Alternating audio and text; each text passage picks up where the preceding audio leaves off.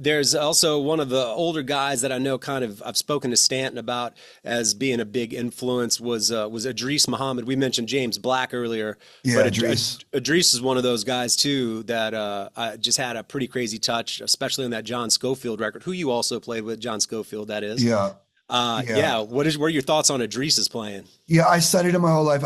I knew him honestly because I was obsessed with '90s hip hop. So around '91, everyone was sampling Idris, and I had to go, look up the samples and found Crab Apple and all those cool albums that he did in the '70s. Mhm. Idris has a lot of solo records, like, A and lot. they're all funky and Yeah, killing. Some are more on the disco side towards the late '70s, but like correct. most of them are incredible. And you type in on who sampled Idris Muhammad. So I knew him as like this drummer that all the producers love making hip hop records out of.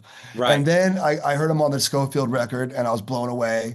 So I'm like a diehard fan. I went to a drum clinic once that he was doing in New Orleans a couple years before he passed. And everyone wanted me to ask a question. And I asked something about Nautilus or like the groove. Can you demonstrate or what was the idea behind the groove on Nautilus? And what I didn't know is that he kind of went through a lot with like Steve Gadd and a lot of New York guys copped his style Uh-huh. and kind of took over the New York studio scene after he was already the god of it for a while. Hmm. So we had a little resentment. And I asked the question, and then he goes, "Where are you from?" And I went, "New York." He goes, "Ah, you're gonna steal my shit and take it up New York and make all that money, huh?" Oh God. You know what? I'm not surprised at all And because the he place erupted. The place erupted in laughter, and it was like that were there. People heard about it. Idris, my homie forever. It was incredible. And yes, I have the Adam Deitch Quartet, which is completely based off the way he plays. And I'm not getting rich off it, but yes, I have records out. And yes, he was right.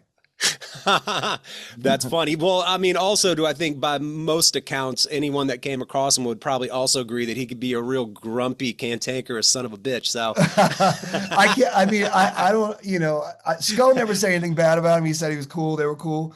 He right. just, he has that New Orleans like, he don't care. He gonna say what he's gonna say. Yeah. But yeah, Yeah. he got me, and he totally clowned me in front of an entire drum clinic worth of people in New Orleans. It was great.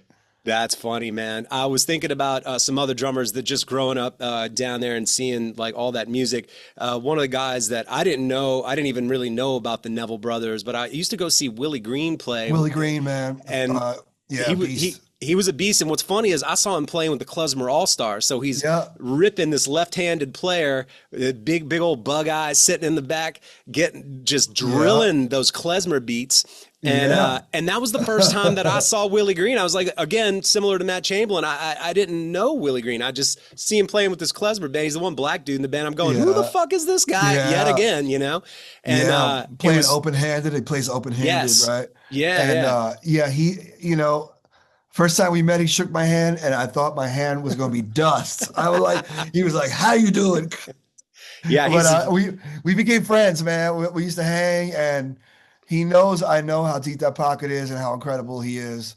And that, once we establish that, we're cool. We hang out at Frenchie's art gallery and shit. nice, nice. I ended up running into Jonathan Freelick, the main composer in the Klezmer All Stars later in an airport, and I go, dude, the first time I saw y'all was on Mardi Gras night at Cafe Brazil, and it was the Klezmer All Stars, and it was such an amazing show. And he goes, dude, everyone in the band was on acid that night. I was like, what? Really? The whole band? God damn. That's funny. That's funny. There you go. A wild New Orleans Mardi Gras night It on sounds like Frenchman it. Street. Yeah. Yeah, shout out to Willie Green, mean Willie Green. You got it, dude. Growing up in New York, man, I know you are an especially interesting case study because both your mother and father drummers, correct? Correct. And my great uncle, my father's uncle, was a professional drummer in the 1930s and 40s. Was the drummer in the Paul Whiteman Big Band, Okay. and he toured the country, if not maybe even outside of the country.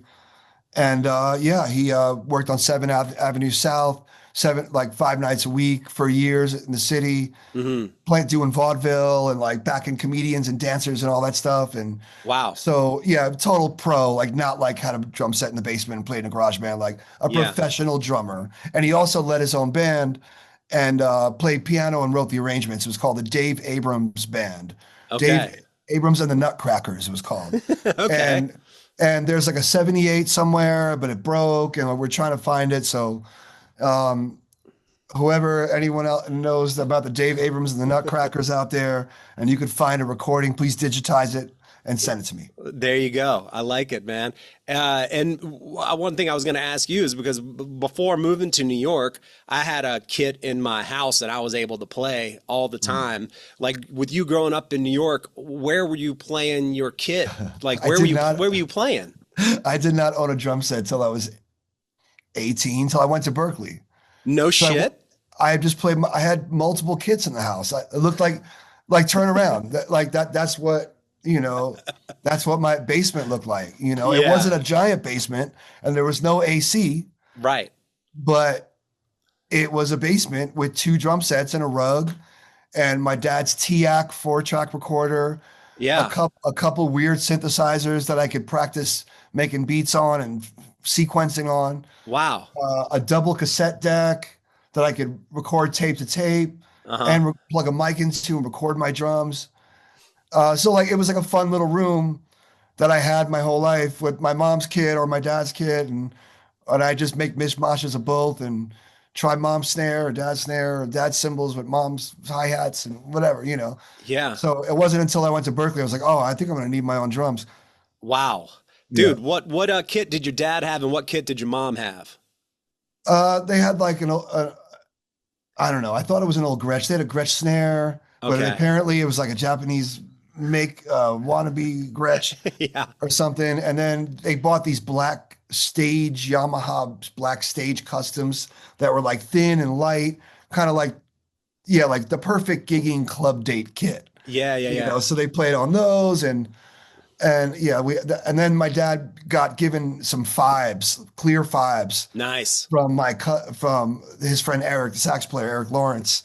Yeah. And yeah, so I played those fives for years, and they kind of got me into drums. They were loud and Oh yeah. fun, and they projected a lot. And I was like, oh, these are cool. And I tried to bring those on tour with Scofield for my first tour, and he was like, "You're not playing fives. Billy played fives. You're not coming into my band 30 years later and playing fives." Like, Really? Damn. yeah, he was like, I want you to play an 18, 12, 12 and 14 and figure out your sound on that." And I was like, All right. okay, Damn. boss, sounds Yeah. good. Wow. All right. Nice. And Yeah. And those smaller dimensions and ultimately at times higher tunings, more jazzier sounds, if you will, they do make you think differently, play differently, compose absolutely, everything differently. So that was his challenge to you to try to fit in sort of with that kind of drum exactly. paradigm he was kind of imagining. And he's really was listening to Billy Martin. He had just done the Mineski Martin and Wood. He was Ah. checking out, Alan Evans from Soul Live, who also plays an 18. Mhm. And he was checking out Bill Stewart because he was doing funky New Orleans stuff with Bill Stewart and with Idris Muhammad around the same time. So he was like, if you could just take those guys and then add your Dennis thing and your Clyde Stubblefield thing to that Uh-huh. and your Zigaboo thing to that, Uh-huh. then we got the drummer I need. Wow. And I figured that out over the course of 3 years with him. But like, I part of being on a gig is finding out the drummers that your boss likes. Like, You're not wrong. unless you want to do your own thing, go out and do your own play, your weird style. I get it. But like, if you're working for somebody, especially a prominent artist or a singer you respect or a guitar player, ask them, who do you like? Yeah. What records of that person do you like? And I'm just that kind of person. So I just did a lot of asking, and we got deep into like, why he loves Billy and how it's never standard drum fusion stuff. Like he didn't want Uh-huh. another fusion drummer. Right. He did fusion. He did all that. Yeah. Interesting, man. You mentioned Average White Band earlier, and doing that, and I mean, is it? I never know. Is it Steve Ferrone or Steve Ferroni? Steve Ferroni, I believe. Okay, whatever. It could go either way. I'm gonna go Ferroni. Ferroni, right on. Yeah. A credible pocket on that guy from Average White Band all the way to Tom Petty, everything in between. Yeah, Just and like their original drummer who played on Pick Up the Pieces. he's who's actually great. Robbie McIntosh. Okay, that's right. I think that's his name. I think you're right. McIntyre? No, It's no, what? Ani McIntyre and Ravi McIntosh. Okay, there you go. Ani's a guitar player. Shout out Gotcha. to the Average White Band guys. Yeah, they you know, both those guys were. I listened to everything. It's hard to find the Average White Band first record before Pick Up the Pieces, and there's a song called The Juggler, if you could look that up. It's Okay. really rare. It was only released in London, and I don't even know if it's on Spotify, honestly. Okay. But you type in Average White Band, The Juggler, that's their first record. And that's Ah. Robbie tearing it up. He comes from the Scottish pipe bands. Like, so he Uh-huh. already had this like Scottish snare drum funk marching stuff that he brought to the funk and like checked out James Brown and the soul stuff and brought that in. So yeah, they went to a party and some wild stuff went down and he didn't make it out of the party. Right. So yeah, it's pretty crazy. But Damn. so and then Ferroni, came in and just made it his own, and they knew each other, and so he knew the style, he knew the drummer they were digging, and he could just do his thing, and yeah, so Ferroni's become like a mentor. We talked a few times, and he saw me play with Average White Band in '03 and yelled at me for not playing his parts exactly. He didn't yell. To his credit, he didn't yell. He very quietly said, "Those aren't the parts that I recorded." And Wow. Yeah. yeah, he sat me down. He said, "Good show." And by the Uh, way, and by the way, I put those parts are on those records for a reason. Please play oh them. shit, man. I think I remember you saying that in an interview that I read. I was going to ask Yeah, about it. I'm glad you mentioned it, man. yeah, it's a good one. It's a shout out to Steve Ferroni for checking me because I was trying to do my LA thing. My homies were in there. I really wanted to be playing with like Dr. Dre or Wu-Tang Clan at that time, and playing with a band that was popular in the '70s, in the early 2000s. I was just Right. trying to do my thing with it, and like kind of modernize it a little bit. And Uh-huh. Steve was like, "No." Damn, that's crazy. Yeah, Wow, but you mentioned Berkeley earlier.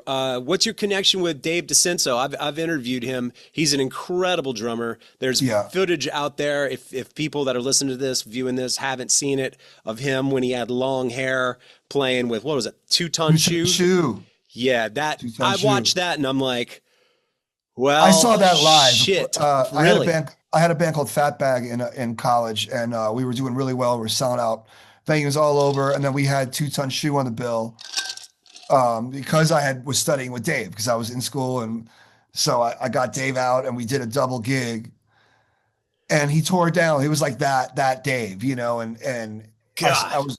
It just blew us all away, and he saved my career because I was having wrist troubles and knee troubles and I was sitting wrong and he's like, "Oh, you're not facing the bass drum with your leg and your knee is kind of bent a little bit and you're like he just saved my career and I was limping off the kit every night Yeah, because I was playing wrong. I was facing the hi-hat instead of straight forward. So right. he saved and he knows that and he taught me how to solo and to get a flow going, whether triplets or 30 seconds, without it being licks. Uh-huh. Like everyone else was showing me licks, like right, left, kick, kick, right, left, kick, kick. Right. Great. He was like, take this thing and and now go all over the kit and express and get creative and improv with it. So he kind of like was like, oh, this, an easier, more open way to solo as opposed to this lick, that lick, that lick, that lick. Hmm. Like which is Yeah. kind of how everyone solos. Well, everyone teaches that way. Everything, at least on Instagram and social media, it's all lick based. Yeah, it's lick based, and he doesn't have a lick because it's so open to what he's feeling at the time. He has like some stickings, Sure. but they go everywhere. They go Yeah. everywhere. And yeah, he's just one of my favorite teachers of all time for Yeah. sure. I mean, you have to have a And a foundational vocabulary in which to expand upon, and that's crucial. Obviously, he has an exceptional vocabulary to where exceptional. he Yeah, can flow any which way he wants. There's really no thought about it. When he's in flow mode, which appears to be instantaneous. it's pretty instantaneous that he's in flow mode. And like I would put him in a room with 3 drum sets with Dennis and Vinny at any time, Absolutely. and they would probably go, "Oh my God, what was that?" You know, He's and literally that he's good. one of them. He's one of them. Yeah, He's one of them. yeah. Yeah. I'm jealous that you were able to study with that guy. I was so lucky. I heard him. I knocked on the door. I thought Dennis was there for the day, like practicing in a practice room, and it was like Dave's lesson room. And out walks this heavy metal looking dude, you know, and I was just Right. like, "Oh my God, you sound like Dennis Chambers and Vinny and Weckl all in one." Like, and he's like, "Come on in." You know, we just hung out, and that was it. That was the beginning of me doing 1 or 2 semesters with him. Changed my life. Yeah, Damn, man. still Yeah, I still know. friends. Yeah. That's amazing, man. He's a great guy. With are there any rock bands that you listen to occasionally? I feel like you're so immersed in the kind of like funk hip hop feel and world. Yeah, I I like was Living curious. Color. I like Oh, there Living you go. Color. I Will like Calhoun. I really played along with their albums, especially the live one. Yeah, Back in the day, they had a live record, and I learned everything Will Calhoun played. yeah. I was into 24/7 Spies. I was in some more like Another great one. funky black rock shit that wasn't that, everyone was into Motley Crue and, the hair bands. And Right. my friends were going to Slayer and Metallica shows. And I was like, I'm into this other stuff. And they 24/7 Spies did a cover of Jungle Boogie by Kool and the Gang. And it was all rocked out, That's right. funky. And it was like, I was like, this is what I'm talking about. And it had like a rap vibe, like rock rap. I was into the Band of Gypsies heavy. Absolutely. Super drummer Band of Gypsies, but Billy, I almost said Cobham. no, no, It was no. Billy Cox and Buddy Miles. Buddy Miles. Sorry, Buddy brain, Miles. brain. I got to meet Buddy Miles. I got to hang with Buddy Miles at a festival. What a sweetheart. How is he not the best rock drummer of all time in any poll? I don't know. Maybe Yeah. because they only did one record. Right. But he's got a lot of solo records, great voice, singing drummer, musical person. Hmm. Uh, proves that drummers are more than drummers, and yeah. So, and he rocked the hell out on that Band of Gypsies record. And if all that weird shit didn't go down with Jimmy dying, they would have been making tons of more records. Certainly seems like it. Yeah. Yeah. So Yeah. yeah, that as far as rock, I got into Zeppelin here and there through hip hop stuff like Rhymin' and Stealing by the Beastie Boys and shit like that, Sure. Sure. Sure. And I was like, oh, that drum sounds cool. Who's that? And then I found out he was a diehard James Brown fan. And Right. all he would wear these giant headphones and on tour and just listen to James Brown all day. Yeah. So like I that made me like really into that. And I just recently watched the Zeppelin Becoming Led Zeppelin documentary. It's Yeah. great. I Yeah. highly recommend that for Absolutely. any drummer. And Yeah. I met his son. So yeah, I think he's definitely the greatest of all the English rock drummers. Yeah. Yeah. The No doubt. funkiest by Yeah. far. Crazy feel, crazy big, open, bombastic, like somehow loose feel Mhm. juxtaposed with John Paul Jones' incredible bass playing. Incredible. That Yeah. was a rhythm section. You got to give it to them both on that one. Absolutely, man. They're a Yeah. team. And Jimmy Page's pocket's incredible and Oh, ridiculous. writing and style. So yeah, Unbelievable. they made some of the funkiest rock that ever existed. Nice, dude. With we were talked a little bit about sort of soloing and grooving. I guess where you're at now, what would you say percentage wise when you just sit down to a kit? Do you find yourself mostly soloing, or do you mostly do that on the gig, sort of improvising, or are you mostly just recording and kind of just thinking about playing grooves for the most part? I try to work on it all, man. I got the kit right behind me, and it's over here. And yeah, I'm just like, sometimes I'll sit down. Honestly, I'll be scrolling on Instagram and I'll see some cat doing some wild thing. Or, I have like a whole saves of like, learn these licks, like, Of course. and, so like I'll go down and I'll try and I'll like, oh, what if I start with the left? Or what if I, do it on the floor tom, so Right. it'll spark something. I'll come down and go crazy with 30-second notes out. And then I'll end up tiring out, getting some of those zoomies out, Uh-huh. and then go back and groove. Then, okay, this groove is cool. This could be a Lettuce tune. Hit record, get my Pro Tools hooked up. Yeah. Put the groove down, pull my bass out, fumble around, find a couple loops I like, pull up an organ sound, come up with the keyboard part, Rhodes part, and, that kind of thing. So the shedding leads into writing, but it might start with a total chops blast. You know? I call that zoomies, get the zoomies out after dinner or whatever. Right, right, right. I realize you said, yeah, I know you're in Denver now. I wanted to ask you why Denver? Because when I lived in Greenpoint, I used to see you walking your dog. I'd see you Yeah. occasionally, like in Williamsburg Park and stuff. And I'm like, that's obviously Deitch right there. And I remember you had a really funny looking dog that maybe had some weird teeth. Yeah, Am yeah, I? you had bottom, teeth Yeah. like this. Yes. Yes. It's Crazy like he was looking. doing the rock and roll sign, like all that. Yeah. Yeah. Why Denver, man? Uh, uh, I was doing so well in Denver. Lettuce started doing Red Rocks around 2012, 13, 14, around there. We were selling out shows. My management team was out here. My agents were out here. Um, so many good things. The weather's better. Yeah.